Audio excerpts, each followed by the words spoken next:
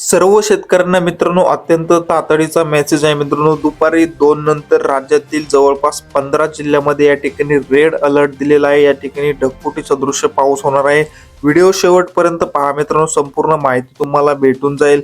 तत्पूर्वी तुम्हाला विनंती आहे, तुम्ही व्हिडिओ पाहताय परंतु चॅनलला सबस्क्राइब करत नाही, आत्ताच चॅनलला सबस्क्राइब देखील करून घ्या व व्हिडिओला लाईक देखील नक्की करा।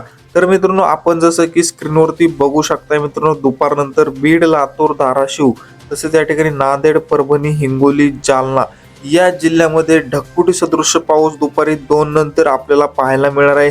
दुपारी 2, 3 ते 4च्या दरम्यानमध्ये या ठिकाणी आपल्याला ढगफुटी पावसाची शक्यता या मराठवाड्यातील 7 जिल्ह्यामध्ये पाहायला मिळते।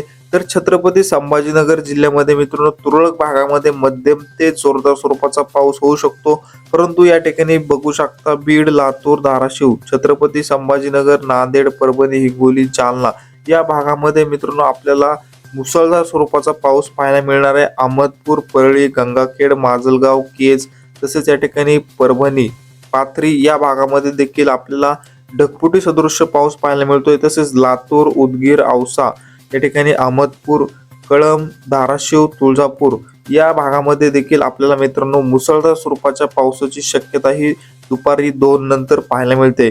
तसेच पश्चिम महाराष्ट्रामध्ये देखील मित्रांनो सोलापूर, पंढरपूर या भागामध्ये तसेच बार्शी या ठिकाणी रेड अलर्ट आहे।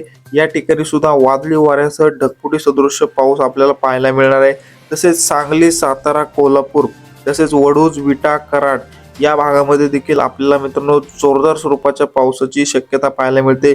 तसेच पुणे जिल्ह्यामध्ये देखील मित्रांनो जोरदार स्वरूपाचा पाऊस पाहायला मिळणार आहे।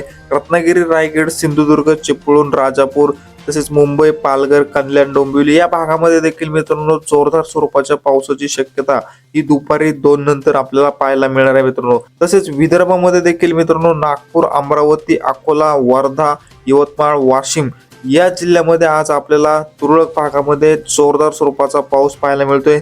तसेच या ठिकाणी नाशिक जिल्ह्यामध्ये देखील आपल्याला तुरळक ठिकाणी आपल्याला मध्यम ते जोरदार स्वरूपाचा पाऊस पाहायला मिळणार आहे।